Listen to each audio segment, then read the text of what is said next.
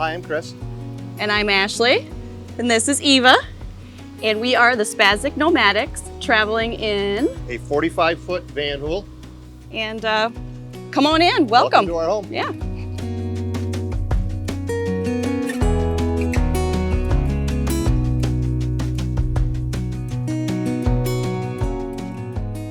All right, so welcome inside. As you come on in, you are entering our dining area / living room area. We went with some seats out of, what was it? They were passenger vans that we found on eBay and had them shipped to us. I think they were like $120 a piece. So it was actually pretty economical to go ahead and bolt something down secure. Eva has always been in a car seat, or she needs to be buckled in while driving, so we wanted to make sure that we had something secure this time, because the last time we had seat belts that didn't work so well with her car seat, and so I was always following behind in the van, so it's kind of nice to actually be sitting and riding this time. Under the couch here we have storage. So we store lots of blankets and stuff like that down up in there. Up above here, we just actually put the shelving in recently, and it's working out really, really well. And each section, there's kind of a stopper. So even if anything does slightly slide, it's not going anywhere, so it's kind of nice. All right, so welcome to the kitchen.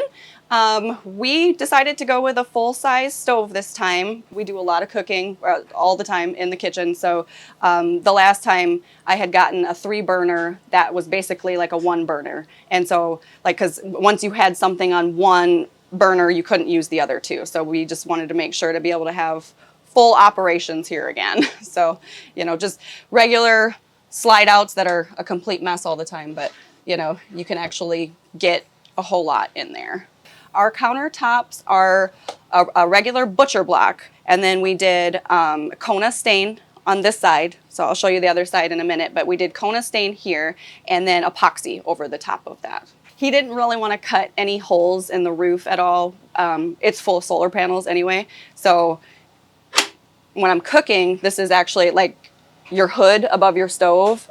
This is a fan that sucks any bit of the smoke and whatnot out. So we turn that on over here on the side. But it's a radon fan that you would install in homes. We did radon before we did traveling, radon systems. So he knows all about those fans. And so we have another one in the bathroom as well. So over here, you will see that we have very shallow storage. This is my spice rack. Again, cooking, you need flavor.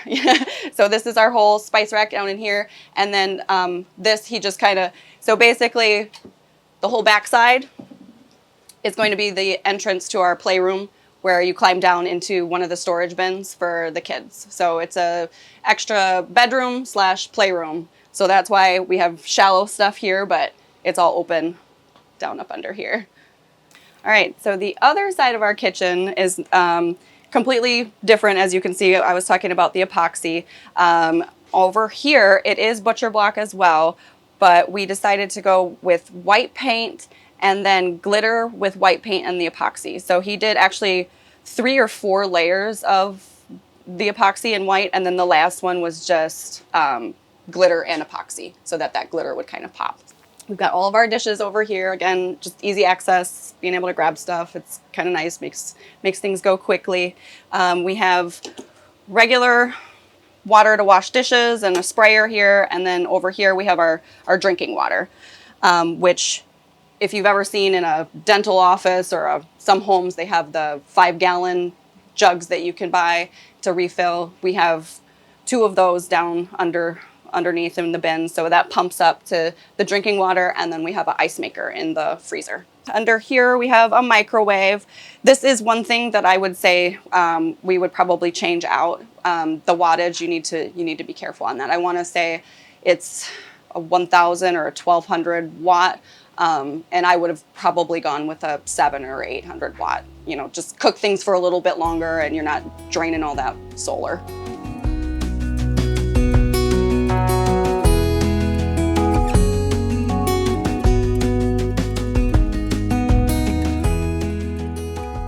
The honest answer to why we decided to go this route I'm getting the look.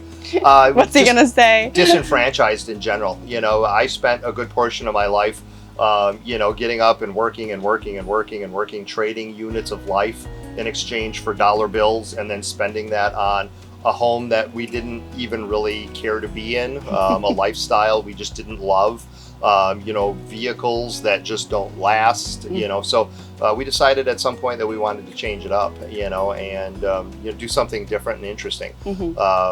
It took me a while into our relationship for me to get the fact that I like the idea of having an interesting life. It's not about money. It's not about my idea of successful and wealthy has nothing to do with zeros in a bank account. It is experiences in life and doing things that are legitimately interesting.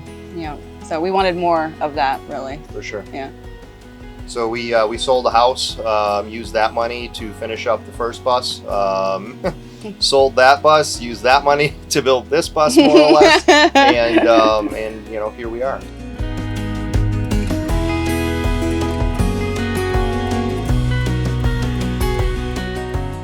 So we went with a walk-in pantry. It's a little stuffed in here right now, but we're on this trip, so we made sure to really stock up. But we just kind of thought it would be funny to have a walk-in pantry in a bus. So I know to some people, like, the exposed everything is a little cluttery, but for me, it out of sight, out of mind. So it helps me actually stay organized.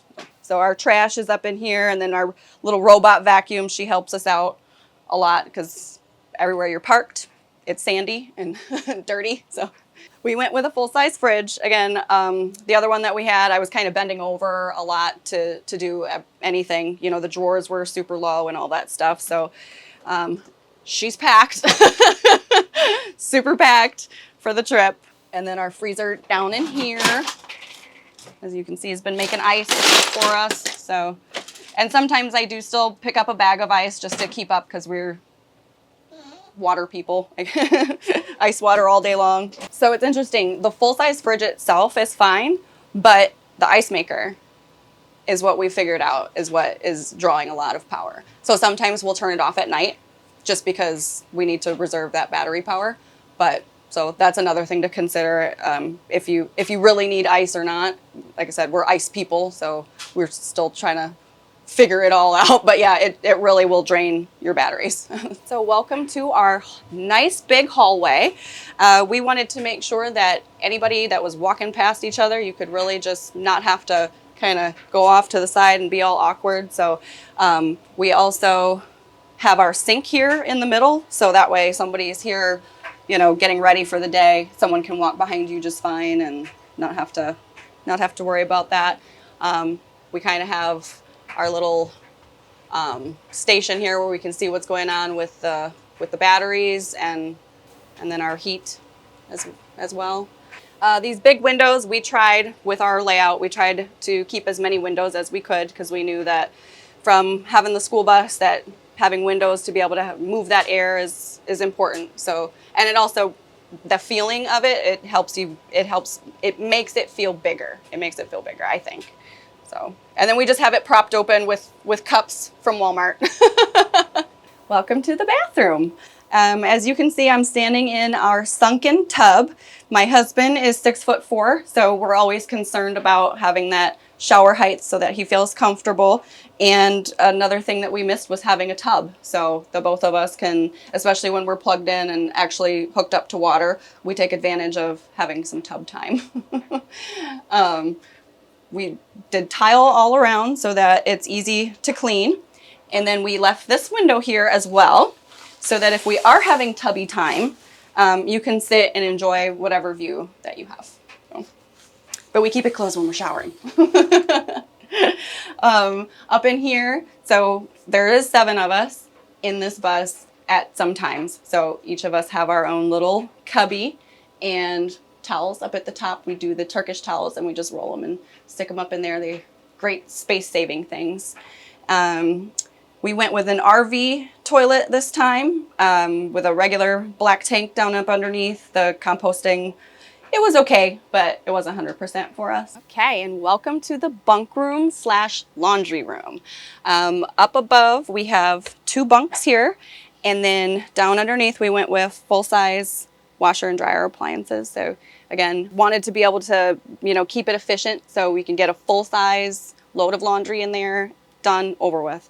And then especially if we keep it on the quick wash, it really doesn't use that much water. Okay, and welcome to our bedroom. We actually kind of designed this off of the first RV that we had. It was a pull-behind trailer, and we loved having our clothing on each side, so that worked out really good with the cubbies as well, because you've always got your phone or a cup of water or something that you need to have still like a little nightstand. So, and then we've got some of our books up above. We have each 4 drawers on each side. And then we have another fan down here. Fans are important. So we pull this board out, and there's a switch here that kind of helps. It's one of those floor drying fans, and it just kind of helps pull air through the bus. This is a queen size bed. And of course we have a Betty's. Oh, so if you haven't heard of Betty's before, geez, now I'm going to do a commercial for them. It makes it really easy to do your bed in tight, awkward spaces. So we got this with the other bus because it was hard to get over to the other side and make your bed. So it just helps make it really presentable and helps, again, efficient, keep things going quickly. We do have storage up underneath the bed. We have one of our puppies is up underneath the bed right now too. So her little kennel is up under there, and then tons of storage all through the whole middle. Back up in here, we have a desk with our printer and some books as well, and our laptop. And if we do have all of the kiddos, we'll end up pulling all that off, and it's another little tiny bed for Eva.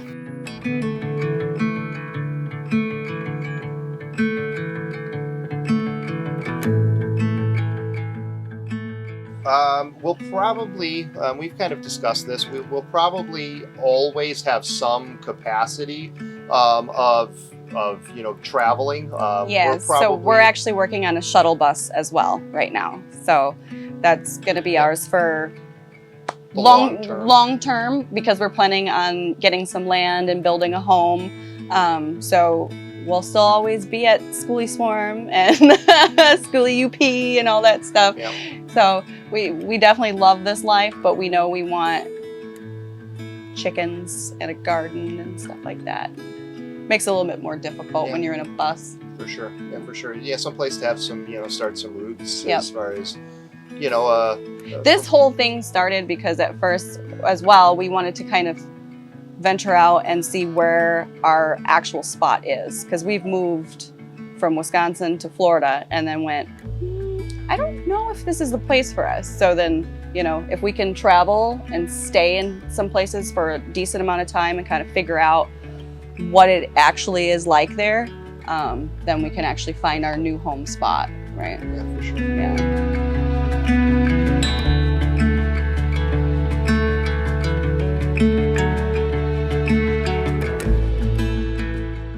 This is the exterior of the bus, so I'm going to be showing you around for this portion of it. This bin is basically, I guess I'll back the story up. When we first, we had a tiny home tour a year ago that we did with our initial bus, which was an international school bus. We met some friends who had a coach bus, and I ended up with serious storage envy.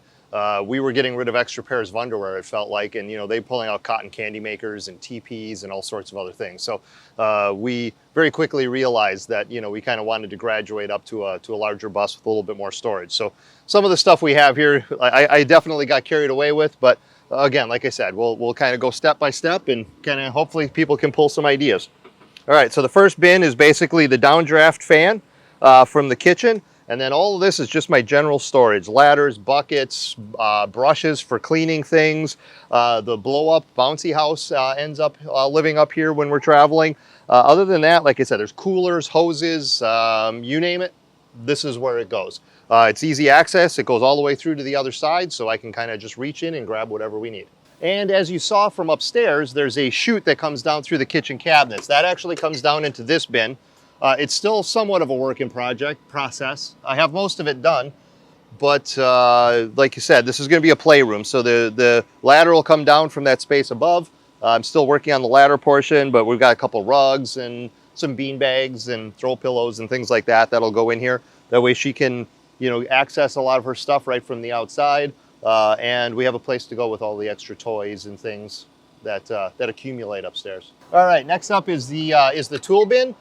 We have some friends, again, the same people with the coach bus that we met. He's got a big, huge rollout drawer full of tools. I have a regular toolbox that's mounted in here for keeping all of the normally used tools. On the back side of here, I've got all of my water. So I've got 125 gallons of fresh water, 60 gallons of gray water, so I can see each one of those tanks along the side of the tool bins. And above the bins here, we've got anybody that gets a bus absolutely should pick up whatever manuals they can get for the bus. This bus is built in Belgium, and with that, it is a unique piece of equipment comparing to American engineering. So this book has saved my life probably a dozen or so times in being able to track down problems, find wiring schematics, understand the idea of what something's doing. Even American mechanics, in a lot of cases, look at things and have no idea what they're looking at. So if you can find a book, whether it's MCI, Van Hool, whatever your bus is, if you can find a maintenance manual, absolutely worth the money to try finding one and getting one. All right, last bin on this side, we have all of our large scale tools over here. So table saws, chop saws. I do carpentry work more or less as a trade. I always carry most of the things with me, air compressor, you know, anything like that. Behind all of that is the on-demand water heater, as well as the forced air furnace lives up underneath here as well. All of those run back to the other side where the propane and the battery bank lives to pull the propane from. But this is part utility, part storage. And in the back of the space, there's a lot of access panels for the pneumatic stuff for the air suspension and different elements of the bus. So we try keeping those somewhat you know, available as well. Below the bedroom access door, which used to be the wheelchair access door, we have the what was the wheelchair lift. So that was removed. It was somewhere in the ballpark of 2,000 pounds of steel that we took out. Made access and space available for the condensing unit for the air conditioner. Added a louver to the door there, gave us some access to get airflow through the space and keep that condensing unit cool. The unit will run off of the solar in full sun. When it starts getting dusk or the sun starts setting, you know, 220 volts at about 20 amps, it starts pulling a lot of power out of the battery bank. But like I said, it definitely, the solar's more than enough to keep it running in the sun. This is where the propane lives. I've got 6 20-pound cylinders. They're all on a system where I can utilize one tank, all the tanks, save some of them for backup, save some of them for in case we run out, that kind of thing. There's another compartment behind this panel to the right that allows me to keep all of my water hoses, sewer hoses, you know, any of that kind of stuff can live up there. And then below the propane is all of the battery bank. So the next bay up was definitely kind of the area where I got experimental in the second bus build. We went with a lot of Victron equipment and spent some time and effort laying it out and just trying to get it really nice and tight. Up above, we actually have 2 solar controllers on each side. Each one of them brings down about 2,500 watts of power off of the roof. There's 12 panels on the roof that come down to those 2 controllers. Additionally, there's 4 small panels on the back of the roof that come down to the center controller, which then just keeps the bus batteries charged. So I have 2 separate solar systems that are keeping different sections of the bus charged. In the middle here, the blue unit, that takes my 24-volt battery bank and steps it down to 12 volt for all of my internal lights and anything that runs off of 12 volts. On each side, we have 2 multi-pluses, so those will run 3,000 watts apiece. They're also phased against each other. They're out of 180 degrees out of phase, which means that they would produce 220 volts between each one of them, or between the 2 of them. That gives me the ability to run a 220 volt air conditioner. Makes it a little bit more efficient when it comes to air conditioning. Also gives me the ability to pull 2 tons of AC with a larger power draw. In the middle, we have a buck boost, so that is a DC to DC converter when the bus is running. that goes active and takes power off of the alternators and puts it back into the battery banks as well. So it's just a backup more or less. The solar more than takes care of us. But the buck boost, if we needed to idle the motor, we could do that. There's also charger capacity in the multi-pluses as well, so we can hook up to a generator or shore power and charge that way as well if we were having a really miserable rainy day and not getting a lot of solar coming in. Lastly, the units that run down the bottom. On the left here, it collects together all of our battery bank lines coming in, goes through our shunt in the middle, which then monitors how much power is coming and going. Lastly, in and out of the distributor blocks on the right-hand side. So all of our multi-pluses, all of anything coming in or out of the battery bank is on that side. So that way the shunt can see any power that's coming or going in and out of the batteries, kind of gets us an idea of how much power we have and how the system is performing. All right, so next bay over, we have the servo. So this is our control center for all of the other equipment. Everything talks to the servo. The servo will track data, creates algorithms, does all sorts of things as far as maximizing the power storage. It tracks more things than I care to know about.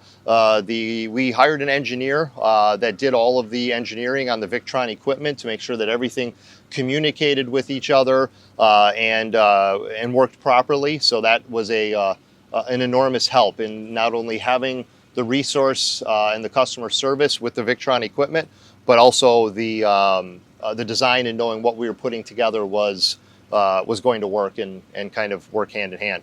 Above the servo, we have the breaker panel. We have all of our switches for our pumps. This bus has a whole bunch of pumps. There's one for the main water line. There's one for the system Ashley was talking about up above. So we have two 5-gallon water drums that go through a pump system that goes to the ice maker in the refrigerator, as well as the tap on the sink. So that way we don't have to be quite as particular about where we're getting water from. All the drinking water comes from down here, and it's a very simple thing to stop off at any Walmart, any Home Depot, and pick up 2 new jugs if we need to change them out. All my water, incoming and outgoing, whatever it may be, goes to the 4 valves. So whether I'm doing tank fill, whether I'm running shore power up to the main coach, if I'm taking tank water and running it up, all of that is done through the valves here, and a 12-volt fuse block that pulls in all of the fuses for the 12-volt equipment throughout the bus. All right, and last bin up on the driver's side. This is the opposite side of the first bin that we looked into, and again, is just storage. So I've got a little bitty generator, so if we need to hook up and throw a little extra charge into the batteries, we don't normally have to do that, but again, it's available to us if we do. I've got some air conditioning tools down here. I help people out with air conditioning work. Garden hoses, again, coolers, grill pieces and parts and spatulas and things like that all live here. So again, just storage coming and going from both sides. So as we saw in the main compartment where the storage is, there's room that I can also put this tank in. So this tank is modular and it can slide into the van here. I can hook it up to a garden hose, fill it up, bring 100 gallons back to the bus and use a little electric pump to pump it into the tank on the bus. That way I don't have to take the bus wherever if we need to go get water. This can be installed in line with the tank that's there. So I would have 225 gallons of fresh water. But in this instance, like I said, we use it, throw it in the bus, go get water, bring it back, charge the main tank. And that way we don't have to be moving the bus in and out and going and getting water. So up on the roof, we actually have just shy of 5,000 watts of solar.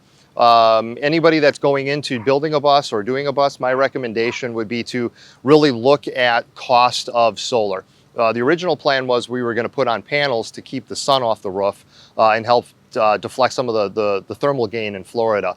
Once we actually started looking at buying panels, it was actually not much more expensive to buy 12 panels than it was 6. There was tax rebates that were available on 12 rather than 6. There was shipping discounts. There was quantity discounts. So after it all shook out, it was actually less to buy the extra 6 solar panels than it was to buy the plywood to block off the roof. So one of the reasons that we ended up with so much solar was just the cost effectiveness. By the time we got to 6 panels, 7 panels, it wasn't that much more to go all the way up to 12. So we, like I said, we just soldered it up. The solar runs pretty much from about 12 inches in on the front of the bus to about 3 inches shy of the back.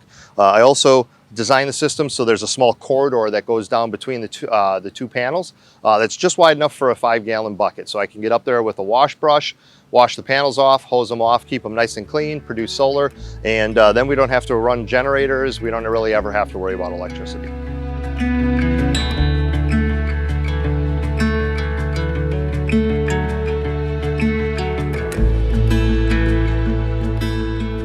Far as our Instagram, we do, ours is Spastic Nomadics. Try to keep up with it as much as I can, but you know, we just kind of like to keep to ourselves. So I try to share, but Not share too much. not share too much, exactly. As far as what we do for a living, Right. you know, I don't even necessarily understand that myself, in all honesty. My life has evolved in a very strange way, and again, like I said, I don't know that I even entirely understand how that's all occurred. He's got a good hustle. I'm just kidding. Yeah. No, we do have 3 Airbnb rentals that we manage, and so that's a little bit of our For sure. stuff. He does construction projects, has little side things Right. all the time. So Yeah, working on projects that, you know, then turn into revenue over the course of time, or whatever the case is, like the Airbnbs or whatever the case is. well, thanks for coming Yeah, to our thanks house. for stopping by. Thanks for watching the video. We hope to inspire you to follow your dreams. Indeed.